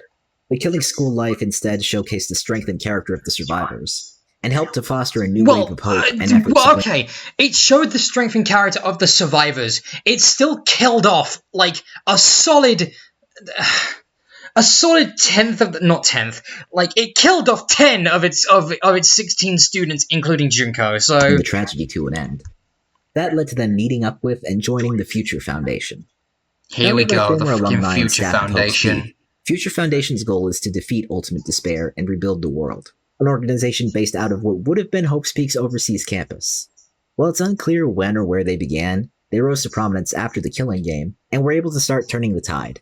The entire organization was also divided into various branches, each one devoted to a particular aspect of rebuilding the world. While devoted to this cause and putting an end to crimes, they were also willing to recruit murderers. This included Toko, who was at least considered an intern if she swore not to kill another person, and Takumi Hajirihara, one of the only survivors of the Gabura massacre. Okay, but like, what I was going to say about this is, the way Bubbles puts it, and he is kind of right, is it's like, the problem with the Future Foundation in Danganronpa 3 is it was founded on the same moral corruption that Hope's Peak Academy was. It kind of felt less like an organization that was trying to improve the world and stop the tragedy than it was to, like, it felt less like that. And it felt more like Munakata and whoever was in charge was just trying to clean up Hope's Peak Academy's mistakes. And granted, that was kind of what Tengan was doing when he was chairman. One thing I will say about this point, though, is, again, they don't treat Toko with any respect in the Future Foundation because she's part serial killer and is unhinged. And they don't know that Hijirihara is Killer until, like, the end of this manga. So... like, that's not really on them. And Takumi Hajirihara, one of the only survivors of the Gabura massacre, who had developed a fixation on murders, and who had now taken on the identity of Killer. He was recruited into a division of the 6th branch, known as the Special Crimes Investigation Unit, who specialize in bizarre murders, including cannibalism, rituals, jigsaw murders, or anything otherwise out of the ordinary. The exact sorts of crimes that became common during the tragedy. But even then, many people distrusted Future Foundation, probably due to the aforementioned history of the organizations exploiting them. In fact, Toa Group actively produced propaganda during this time, claiming the Foundation instigated the tragedy as part of a conspiracy to seize power. Nevertheless, without Junko, Ultimate Despair... Yeah, but like, you know why Toa did that. It's bullshit. ...were left to their own devices, and within just about 18 months, most were either dead or captured. Of course, others struck back in their own ways. Monica in particular wanted to create a second Junko by plunging Toa City into chaos, hoping to force resident normal girl Kamaru Naegi, younger sister of Makoto, into an impossible choice and thus break her spirit. But what she didn't count on was Toko coming to care for Kamaru as a friend.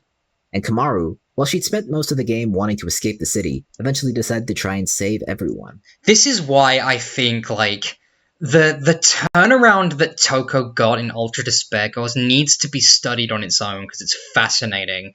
Like, this idea is, like, Toko went from being I've talked about this before, but it was more geared towards how I write Toko, and why, not necessarily how Kodaka and the Danganronpa guys write Toko.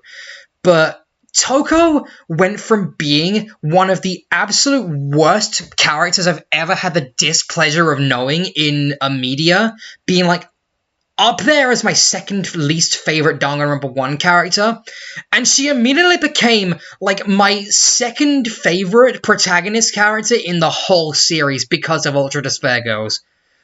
And she doesn't even change that much, and it's purely just because she's always been there for Kamaru, and it's incredible character writing, which is a shame because that doesn't carry to the rest of Ultra Despair Girls, in my opinion. Because Toko and Kamaru are brilliant. They are extremely well-handled, well-written characters. Everybody else in Ultra Despair Girls is not, unfortunately. But what she didn't the game wanting to escape count on was Toko wanting to escape the city, eventually decided to try and save everyone. The result was an uneasy peace between the two sides, with Kamaru and Toko helping to cement Future Foundation's role in the city. Unfortunately, even the Foundation wasn't immune to infighting. Many of the branch heads were prone to letting their old grievances and ideological differences divide them on a number of issues. Most of them felt that the only way to end the tragedy was the total eradication of ultimate despair, and considered those who disagreed either traitors or moles. Others, like Makoto, believed maybe it was possible to save them, utilizing some key pieces of technology at their disposal, a move that would ensure they wouldn't have to resort to violence. And there were definitely other noble members within the organization, but some believed that the only way to end the tragedy and prevent anything like it from happening again would be to force the world to accept hope. This is what leads to the events of Danganronpa 3 Future Side. The greatest irony was, in a way, Toho Group was right. A member of Ultimate Despair was actually a major leader within the Future Foundation, that being Class 77's former teacher, Shisa Yukizome. But she had no role in the game's creation. She was simply there to encourage this lack of cohesion. And in the end, while Future Foundation's leadership was mostly wiped out, the organization carried on. The tragedy came to an end, and the world was rebuilt. And to address the elephant in the room, yes, Makoto made the decision to rebuild Hope's Peak Academy, a move that I and many others deeply disagreed with. However, I am not one of those people. Actually, I'd like to quickly insert this, right?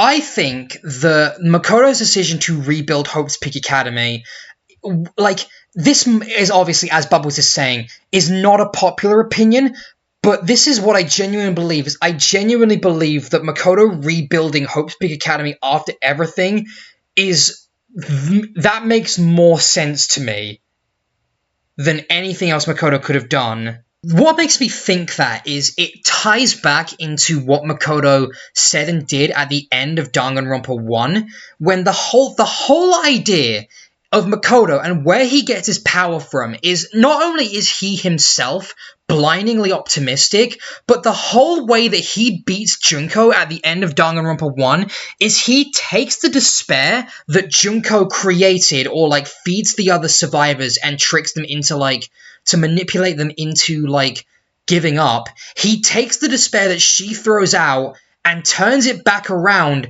to be more hopeful. He spins it so that there's a more positive look, even when it seems like the bleakest it could possibly be. And so what he did with Hope's Peak Academy is kind of like that. Junko turned Hope's Peak Academy into a place where basically the end of the world started from this place of complete and total moral corruption and then spiraled into absolute anarchy. Makoto has now reopened it, is now in charge alongside the other survivors of DR1, people we know that we can trust, and the only good people in Danganronpa 3 Future Side. Spun it, created it, and now it's presumably an establishment that fosters hope and where everything went wrong into this shining beacon of hope for a better future. Like, Makoto himself is someone who never assumes the worst in anyone. Like, not even the worst people imaginable. And it ties back in. This is another thing about Danganronpa 3 I will actually credit, right? The whole point of Danganronpa 3 is it really shows off just how boundless Makoto's optimism is. Just how much he will not give up, right? He has like a willpower that is almost inhuman. And this is a good decision and a good writing decision because it feeds into that idea. Just keep in mind that at the time that Makoto came up with this idea, like, Kyoko would still realistically have been dead, right? Or like, should have been, at least. She was going through recovery. And also, I feel the need to point out that the entire plot of Danganronpa 2 and the reason why Makoto became such a controversial figure in the Future Foundation is because he turned his back on the Future Foundation because he wanted to save the remnants of despair, even though it would have been easier to let them die and then just kill them when Junko took over their body. The whole point is he's just the ultimate good guy. And this has always made sense to me. That's my piece on it, but I think Bubbles is going to try and approach this from both sides, hopefully. So let's see what he says. I will make my case for how I've sort of come around to this idea at the end. Yeah. So now that we've covered the big stuff, let's talk about some smaller but still important details, starting with technology, okay. Danganronpa is a series that gradually became more and more sci-fi as it went on. and it's fair to attribute this to the existence of ultimates. While the first game was fairly grounded, the biggest example of technical development is with robots and artificial intelligence, such as with Monokuma. As discussed in Chihiro's free time events, there's a distinction between weak AI and strong AI. Weak AI is really only used for problem solving, and while it can execute tasks, it has no conscious awareness. That's what a strong AI is, one that emulates human consciousness. In the world of Danganronpa, this has already progressed much further than in our own world. Chihiro had managed to successfully create a strong AI named Alter Ego, who replicates their image and personality, but has its own awareness and, for lack of a better term, identity. However, Monokuma initially qualifies as neither, being remotely controlled by Junko from behind the scenes. However, she did use Alter Ego as a springboard and managed to create 2 Alter Ego versions of herself, which stayed in Towa City under the names Shirokuma and Kurokuma, and were later utilized by Izuru and the former Class 77 as part of their own gambit. The remaining Monokumas, as seen in Ultra Despair Girls, qualify as weak AI, where their only goal is to cause as much mayhem as possible. Some Monokumas were even built to be the size of buildings. Another aspect is cybernetics. While it's not explored in depth, there are things like Nagito's prosthetic arm, which he received after the Junko one he attached was removed. In DR Tagami, Byakuya's older sister, Shinobu, is also said to have a prosthetic arm and a cybernetic eye. I would include Mechamaru as well, although that transformation technically didn't happen. Still, while the cast is initially confused, they quickly accept that he's become a cyborg, which implies this sort of technology is unusual, but not unheard of. Other technologies produced here include the air purifiers, which help protect small areas from pollution.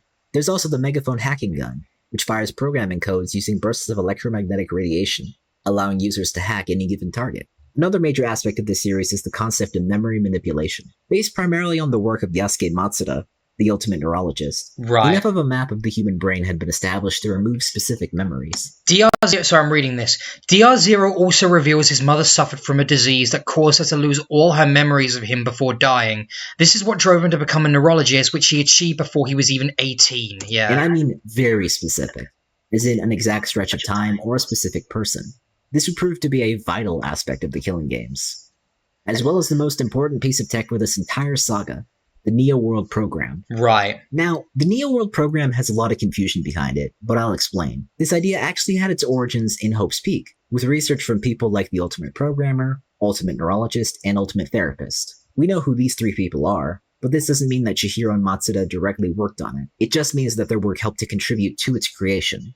The idea behind the program is virtual reality psychotherapy, designed to remove and replace the memories of its occupants. The concept is that, by targeting a specific memory from a specific period of time, the trauma associated with that memory could be removed. This would then be replaced by whatever environment one experienced within the program. This is part of the reason. So, one of the retcons that Danganronpa 3... I'm going to go back and sort of listen more carefully to what Bubbles is saying about the Neo World program just quickly. But this is part of the reason why...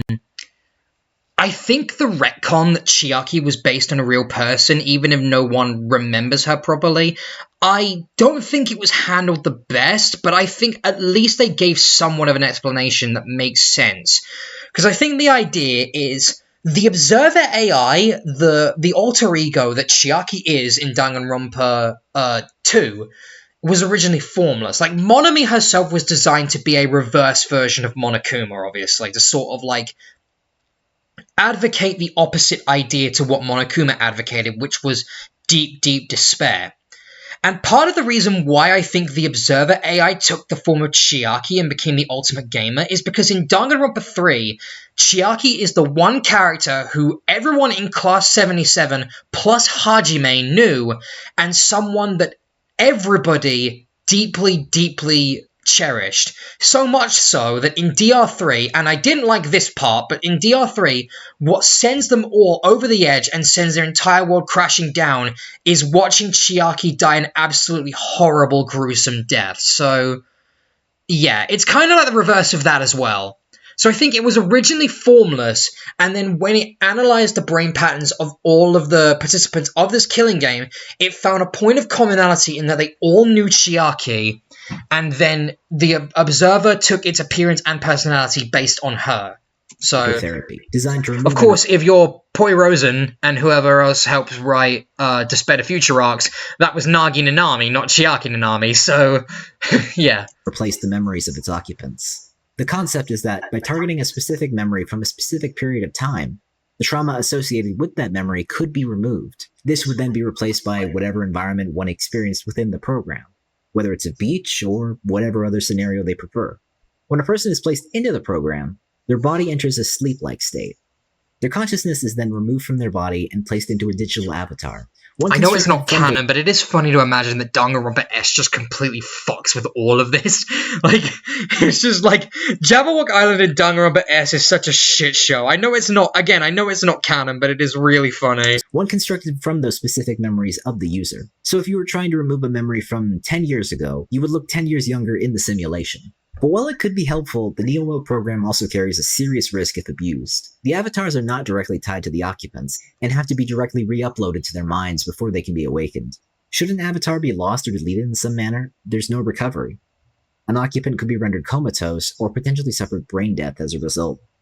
This is why the program came equipped with observers, who were there to monitor everything and ensure the occupants would be safe. It's a little convoluted, but that's the explanation. And Makoto's goal with this was to remove the memories of Class 77's time at Hope's Peak, in the hope that maybe it would allow them to return to their old selves. The Neo-World program was so effective, it even reconstructed Hajime's old personality, allowing him to be restored from the deepest recesses of Izuru's mind. But this also led to Ultimate Despair's backup plan. After allowing themselves to be captured, Izuru used the alter ego Junko and planted it into the program, with the goal of corrupting it, allowing them all to be killed so that multiple copies of her avatar could be uploaded into their bodies. And this, ultimately, was Junko's last bid at continuing the tragedy. But the Neo-World program also had a backup, a forced shutdown sequence, which would cancel the memory overwrite, but allow any remaining avatars to be uploaded back to their bodies. But possibly due to the instability of the program during the end of the game, Hajime and his fellow survivors were able to retain their memories of both before and during their time in it. And then there is quite possibly the most controversial inclusion in the entire series, the brainwashing anime. To summarize, this was the creation of Ultimate Animator Ryota Miturai, something he devoted so much work to that he nearly starved to death. The idea behind this one is, through a combination of bright shifting colors and visuals, the video would allow the animator to influence the viewer's state of mind. Junko then took this idea, and through some alterations in combination with the tragedy of Hope's Peak, created a video that would drive anyone who viewed it into despair. Now, to be clear, this idea didn't begin with DR3. Equally controversial was the K2K system described in Danganronpa Togami, aka the Despair novel. Much of this comes There's also the Monokuma Kids helmets from Ultra Despair Girls, which allowed Monika to directly control them. At the very least, this shows brainwashing and mind control weren't unheard of even in the games. No, but it is still overused as fuck, and it's annoying at this point, right? I'm perfectly alright with the brainwashing being used like it was in all the games, really, except, well, okay, I guess it was just Danganronpa 1 and 2, but, because in V3, the characters didn't, lose their memories. They never had the memories to begin with. Everything was just implemented with the killing game, right? But I'm perfectly alright with the brainwashing being used to wipe memories, because that ties back into the whole idea of it that was brought up in Zero. When it's being used to sort of mind control people, that's just so overused in Danganronpa, and it's kind of jarring. To Danganronpa's tendency for meta jokes and commentary with whatever medium it's in. But these two share the same idea, a piece of media that would directly force the viewer toward the behaviors that the despairs would want. A second version of this would later be called the Hope video, which would not only strip away all of humanity's negative emotions, but leave them susceptible to orders given by the creator. And while it's not explicitly stated, it's implied that just half an hour of exposure would cause these effects permanently. I think in Danganronpa... Oh, here we go, this part's gonna be fun, the bazaar. I think in Danganronpa 3, Ryota very almost managed to brainwash all of humanity into being hopeful. So a lot of people got caught up in the Hope video, but not enough to the point where, the entire world was fixed, because he effectively...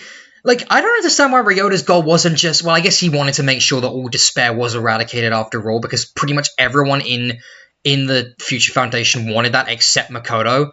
But... Yeah, I mean, the way Danganronpa 3 ended, much like the rest of Danganronpa 3, was really confusing. I don't think he's even, I might have missed it. Did he talk about Tengan and his association with the DR3 killing game? Anyway, getting to the bazaar. This is the part that's I'm gonna be interested in. Now that we've covered the overall world and technology, let's take a brief look at some of the weirdest aspects of the Danganronpa universe. Oh joy. Starting with a very prominent recurring element, the idea of luck as a talent. Right. While Hope's Peak did have an annual drawing for the ultimate lucky student, the steering committee didn't actually view luck as a real talent, while Jin did, and was deeply fascinated by the idea. As explained in Makoto Naegi's Worst Day Ever, Makoto wasn't actually the initial one chosen. An unnamed girl was selected, but after a convoluted series of events where Makoto wound up as part of a bus jacking and a crashed mail carrier, that acceptance letter was burned and a second drawing was held. Which, depending on your perspective, means our unnamed winner was actually the luckier of the two, or Makoto's luck ensured he would be in the right place at the right time when the world needed him. Celestia believes that all humans are programmed with either good luck or bad luck from the moment of their conception. She even compares this to fate and believes this is how she excels at gambling. The best example of luck in the series, though, is Nagito Kamaida. From his childhood, he's been plagued with a continuous cycle of good and bad luck. Among other things, he was involved in a plane hijacking while on vacation, only for a meteor the size of a fist to hit the plane and kill the hijacker. His parents were killed in the event, but he was granted their fortune. In middle school, he was kidnapped by a murderer, stuffed in a trash bag and held for ransom. He was let go when nobody came to pay, and it was in the bag he found a winning lottery ticket. He was later diagnosed with stage 3 lymphoma and frontotemporal dementia, with a life expectancy of less than a year, but then received an acceptance letter from Hope's Peak. And those are just the things he mentions. Even Izuru in Despair Side claims to have good luck even stronger than Nagito's, although his is still potent enough to protect him from getting shot in the heart. So luck is very much a tangible force in the Danganronpa universe, but whether this is comparable to, say, Larry Niven's Known Space series, where luck is literally a genetic trait that one can breed for, is unclear. Another bizarre phenomenon in this world is ghosts.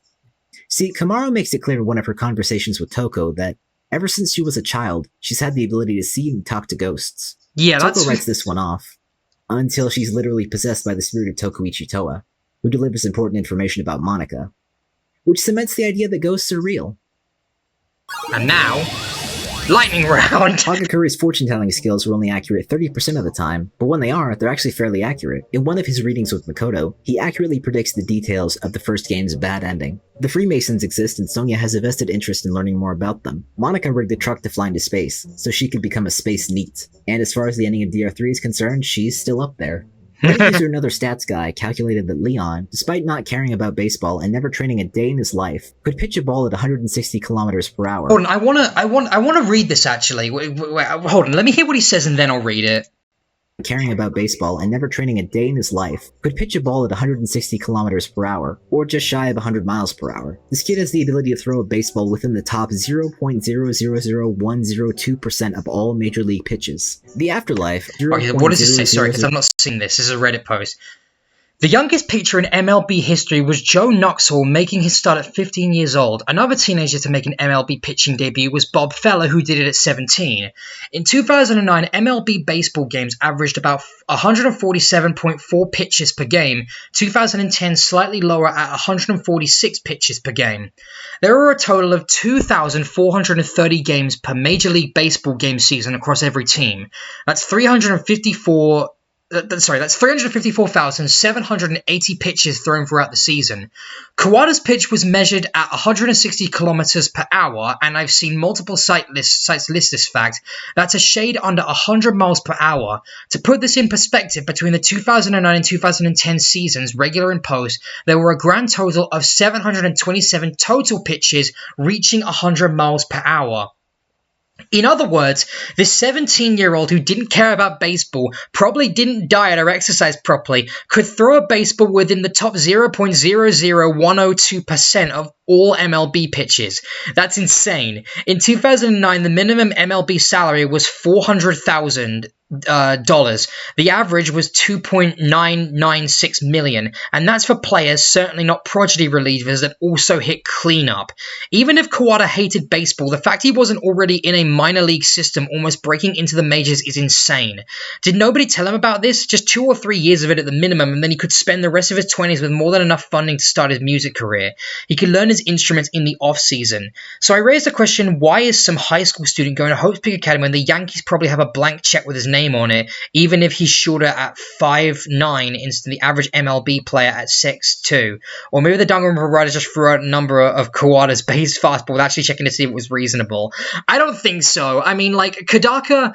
If there's one thing I know about Kodaka and to an extent Uchikoshi as well, even though Uchikoshi didn't write Danganronpa, whenever they include random facts in their games, they usually do the research in advance. Uchikoshi, I know for a fact, does, because the Zero Escape games, and you see this as well in 100 Line, is, like, there are random points of trivia that you randomly get about the world. So I don't think this was an oversight necessarily. I think it's just there for fun. And Leon just, like, hated baseball that much that he wasn't willing to buckle down and accept it, even if it meant he got, like, a big paycheck. That's insane. 102% of all major league pitches. The Afterlife, or Afterlife Theater as it's often called, is a movie theater in which the dead characters watch what's going on in the world of the living. Whether this is literal or meant to be metaphorical is never made clear, but it confirms that not only are there ghosts, but there is an afterlife in this universe. In Danganronpa Survivor, oh Jesus, yeah, I know what he's talking about here. In Danganronpa Survivor, the Afterlife Theater is a real place, right? It's something that I introduced in, like, the final chapter of my most recent season of it. But it's something that, I'm going to admit this, it's something that even I haven't properly thought about. The way that because Chisa Yukizome lives there, right? Because of what happened with her assignment to Hope's Peak Academy, she and Junko Enoshima are trapped in the Afterlife Theater and can't move on. So she's kind of a bit like Red Skull in Survivor, where she kind of shows people what she cannot obtain. And in it, even I have to admit I haven't properly thought it out, but the way I explain it is, if there are people who are tied to the Hope's Peak anomaly and experience major feelings of hope and despair and, like, clash with it in their lives, they go to the Afterlife Theater and then they choose their path where they go from there. And again, I admit it's not something I properly thought about. Anyway, back to Bubbles. This is Kyoka from Kirigiri So. Listen to this. Kirigiri So features creatures known as the hybrids, which are made from the merging of human and plant DNA by an unknown scientist. Naturally, these were made using the DNA taken from Ultimate students, leading to one of them being named Kyoka, who's an exact duplicate of Kyoko, but in a white dress and without burned hands. Despite the fact that they eat humans, and tend to be very antagonistic, Kyoka is still capable of compassion, and her goal is to take care of the hybrids who couldn't be like her. He forgot to mention the fact that the hybrids' eyes are upside down as well. Like, he forgot to mention that. Also, they're aliens. Yeah. In Chapter 4 of THA, Takakure says that he had a burger stolen and disassembled by a flying saucer. I forgot about this was an indication that the fast food company's patties weren't really 100% beef as they claimed. There's also an additional route in Kirigiri So, where the mansion home to Kyoka and the plant hybrids is actually the starting point for an invasion by a species known as the Rhinogradentia. This is actually a reference to a German speculative biology book from 1961, which details a fictional order of mammals called the rhinogrades, all of whom developed highly evolved organs from their noses. Their inclusion here may be due to the fact that, in the book, it said that the rhinogrades were native to a Pacific archipelago called Haiyii, which was destroyed in the 50s by American nuclear testing. Danganronpa reimagines them as a Type 3 alien civilization bent on invading Earth. Now, while this route is not canon, I couldn't not include it in all this. Some other things I didn't mention. Avril Lavigne, Paris Hilton, Taylor Swift, and Justin Bieber canonically exist in the DR universe. Thank you, Teru. The Tagamis maybe have a Kudan, a cow with a human face that can predict the future. Yeah, I forgot about this shit. Oh god, the stuff from Danganronpa Togami is so awful. It's so weird. It doesn't make any fucking sense. Ugh. The idol industry and manga industry are still up and running even during the tragedy. Shuji Fujigawa, the original killer, hated murderers so much that he wanted to kill everyone on Earth to ensure no one would ever commit murder again. Chemicals in the DR universe exist that can do everything from make people more muscular to turn tiny dogs giant. Sonya may or may not have participated in a demonic ritual. Killer ended with the protagonist, Misaki Asano, being decapitated. Yeah, this bit, I fucking hate this bit. Being decapitated, then her head landed back on her body so cleanly it reattached itself. According to the creators, Toko spontaneously combusted in DR1's bad ending, and no, none of this is ever elaborated on. Oh my god. Why am I a fan of this bullshit? It's so weird. Conclusion, the meaning of hope.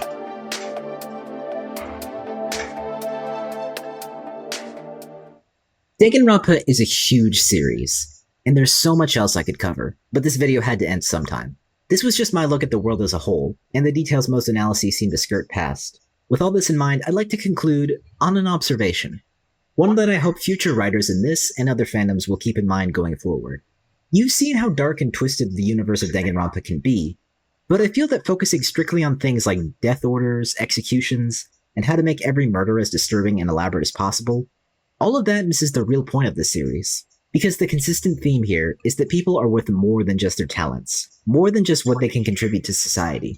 People sometimes crack under pressure and do things they regret, but they feel it's the only way to move forward. Rather than strictly being mad at them, we should also be mad at the people who forced them into that situation in the first place. Whether it's a school that pressures students into always succeeding, a corporate environment that encourages us to see our coworkers as enemies and customers as resources, or a killing game that encourages mistrust and deception.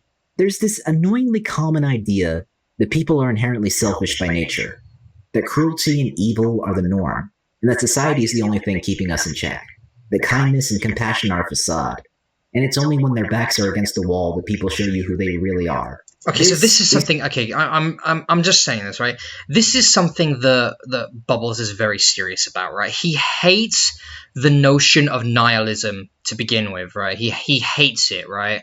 He hates this idea that human beings are inherently evil creatures and are born evil, and it's because society and rules exist that we don't act like this, right? Humans are animals just as any other creature on the planet is, right? Not every animal in the world is inherently evil. Like, there are some animals out there that can do awful things, like dolphins, for instance, but that's all based on how the animals conduct themselves in their own individual culture, and humans are no different.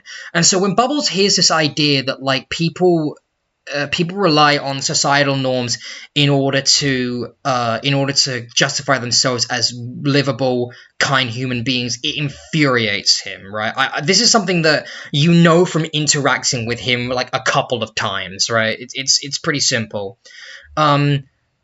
It's easy to understand, and I do get where he's coming from. I am unfortunately a bit of a pessimist, so there's some days where I can't really agree with that notion, but I understand how he feels, and I respect it, and I think he does have the right mindset. It's always worth believing in your fellow man, even when it's difficult to do so. Is total nonsense. People don't show you who they really are when their life is on the line. They revert to basic survival instincts. Quite the opposite. They show you who they really are when they're at their most comfortable and secure. And Danganronpa actually shows this, not just with the fact that the overwhelming majority of the Blackens are remorseful. When they were attending school, the groups were genuine friends. In Class 78, they were close enough that people like Toko, Chihiro, Celeste, and Mondo felt safe enough to reveal their secrets to everyone. When Byakuya doubted the very idea of friendship, that nobody would ever sacrifice their life for another, and that we're all in it for ourselves, it nearly got him and everyone else killed. As Kyoko says, people don't act according to calculations and cost-benefit strategies, but raw, often irrational feelings. Sometimes those feelings manifest in a bad way, like with Sayaka. She had spent so long building up her position as an idol, doing things she wasn't proud of, and when that dream seemed to be over, she couldn't take it. But while it's easy to assign blame to her for trying to kill Leon and frame Makoto, even Monokuma says the idol industry is a cutthroat business. Kyoko even suggests— Sorry, before he continues, so I'm going to go back and listen to what he's saying, but I want to read this first. Let's also not forget that Sayaka had no idea there was going to be a trial. As far as she knew, she just had to kill someone and not get found out. She never learned that to escape, everyone else would have to die. And if she genuinely didn't care about Makoto, why not kill him in some out-of-the-way place and method? Did she manipulate Makoto? Yes. Was she always planning to? No. Okay, yeah. Let's just get one thing very clear here, right? I've been a Danganronpa fan for a long time, and I've gotten to the point where I will not appreciate any fucking slander against Sayaka Mizono, right? Sayaka Mizono had a completely understandable reaction to an awful situation where a whole world was crashing down on her. And without being given... This is something we easily forget, because in 2 and V3, and pretty much every fangan out there, the class trial system is talked about, like, during the prologue. In Danganronpa 1, you don't find out about the class trial system until Sayaka dies. Like, the concept doesn't come up at all until Sayaka dies, and then you need to, like, get ready for the trial. You don't find that out. Anyway, I'm going to go back and listen to what Bubbles said. To be over, she couldn't take it. But while it's easy to assign blame to her for trying to kill Leon and frame Makoto, even Monokuma says the idol industry is a cutthroat business. Kyoko even suggested to Makoto that while Sayaka did all that, she also tried to save him by writing Leon's name. And Makoto doesn't hold a grudge. He doesn't judge her or look down on her for betraying him. She carries on her name for the entire series, and even feels guilty he couldn't save her or the others. There's a lot of people out there who don't like Makoto, and that's fine. You're allowed to dislike things. But where I disagree you're not. You're is not the allowed to idea dislike that he's boring, Makoto. uninteresting, or even unrealistic. That no one in that situation would be that nice. To that, I have to ask, what about that is unrealistic to you? Why is it that you find someone who's capable of overwhelming kindness and forgiveness, even after constant heartbreak, less believable than a talking robot bear? Makoto had spent the game being mocked, ridiculed, joked at for being normal, and even Byakuya said someone like him would never be in a position to change the world. Yet in the end, he beat Junko not because he was talented all along, but because he held on to his belief and hope. Kyoko naming him the ultimate hope isn't really the same thing. She knew they were being broadcast and used it as an opportunity to rally people around him. And it wasn't based on talent, but by his sheer determination, optimism, and kindness. Exactly. That even after years of enduring the tragedy and his own survivor's guilt, never went away. Hajime was so ashamed and so insecure of being a normal person. This is the thing, is why I don't understand why people call... Like, obviously, I can agree with the notion that Kaede and Shuichi are more fleshed out and more interesting protagonists than the others that came before them. I can agree with that notion. But to call Hajime, Kamaru, and Makoto, like, boring or mundane, it's just wrong. It's just completely wrong. I mean, this is someone, like, when I was first into Danganronpa, wasn't that crazy about Makoto. After being a fan of Danganronpa for as long as I have, I friggin' love Makoto. He's one of my, like, all-time favorite main characters in anything ever. Because he's the one... There are lots and lots of protagonists in lots and lots of different anime and TV shows and manga who the whole point of them is that they just don't give up. They will never give up. They'll never surrender. Their willpower and their hope is insurmountable, right? And there's levels to it, right? Makoto is one of the only times that I ever actually believe that, and that's purely because he is a normal person, right? Most of the time when you have a protagonist in an anime who... like, never gives up, never surrenders, and is, like, does have that willpower, it's usually because they have the strength, the physical strength, and sometimes even the firepower to back it up. Makoto doesn't. Makoto is a sheep in a den of lions even before the killing game starts, right? He is the one normal dude in a class full of, like, eccentric talents, right? Because he's just the ultimate lucky student. He's there by pure coincidence. And, like, even then, that just puts it all into perspective that this optimism he feels, he's in the worst situation a person could ever be in, and he's still there standing, and that's why I love Makoto Naiheki. Never went away. Hajime was so ashamed and so insecure of being a normal person that he was willing to completely erase his own identity to become someone new. But he didn't escape the simulation by being more talented or skilled than the others, but because he chose to face the future, and whatever good or bad it might bring. Because the future is something they would shape themselves.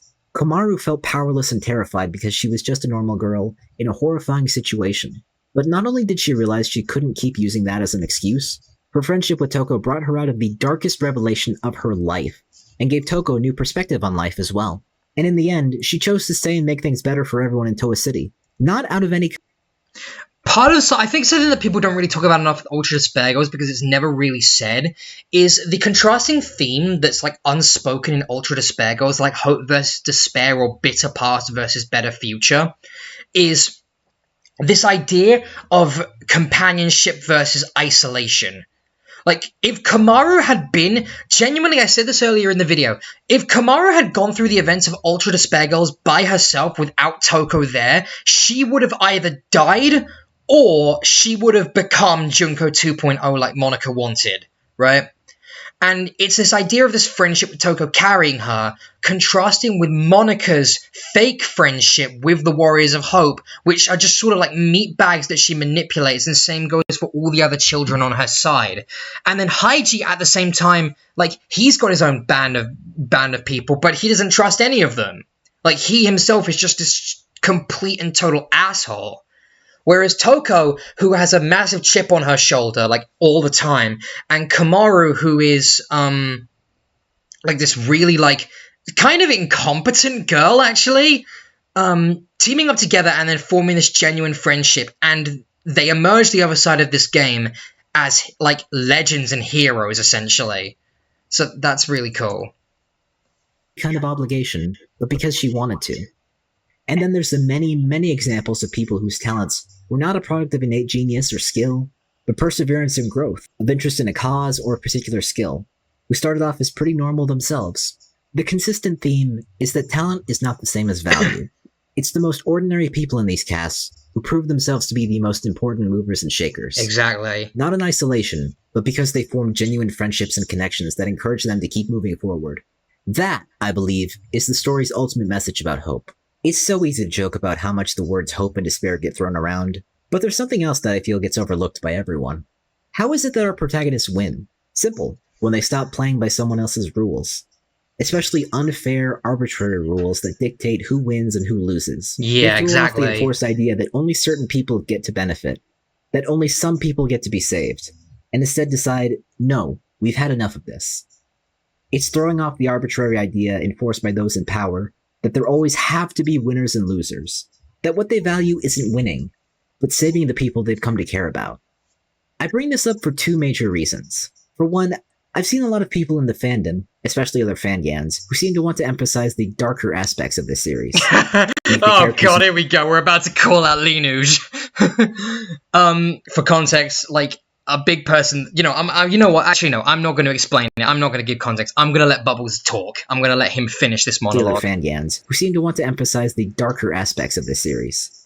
Make the characters meaner and more morally ambiguous, add more drama, make the murders and executions more brutal, and even some who want the villains to win for once. By making this video, I hope I managed to convince some of you that that's really not what Danganronpa is about. This is not a grimdark series. Hold on, wait, let me. Some have managed to do this well, in my opinion, like Despair Time and Tetro Danganronpa, but they work because they focus on characters and their arcs and use the darker aspects of their settings to emphasize the importance of values like friendship, love, and cooperation. There's more to this series than trials, executions, and memes. Yeah, I need to freaking watch Tetro Danganronpa Pink. I'm gonna probably do a Let's Watch series on this channel of Tetro Danganronpa Pink, because everybody, like I was saying at the beginning of this video during the intro segment for this video, all of the other Ask Blog mods, including Bubbles, including Poi, including, like, Freeze Thunder, and, like, everybody else, has told me that Tetro Danganronpa Pink is genuinely one of, if not the best Danganronpa ever, right? And I honestly have no reason not to check it out now, especially because the original is Tetro Danganronpa Pink, which finished, and now, as of the time I'm filming this video, they've started Tetro Danganronpa Blue, which is the second part. So yeah, people are like, I'm being peer pressured into watching Tetro Danganronpa Pink, like I really am, but I have to do it at some point, I really do. It's a weird and quirky one that, while it's nowhere near perfect, still has a lot to say. And what it has to say about the importance of valuing interpersonal connections and friendships, rather than judging the world based on talent, money, or status, or learning not to play someone else's games or live by their bullshit rules, and the importance of seeing the good in people in even the worst situations. Those are always important ideas to keep in mind for the future. And no matter how much tragedy or hope the future brings, it's something you and I have the power to shape for ourselves. Even the most ordinary people in the world have the power to change the course of history. Thank you for watching. Hey there! If you enjoyed the video, and if you made it this far, I'm assuming you did, maybe consider leaving a like, subscribing, all that good stuff. This series really means a lot to me, and I hope I managed to do it justice. It maybe opened up some new details that you didn't know about before.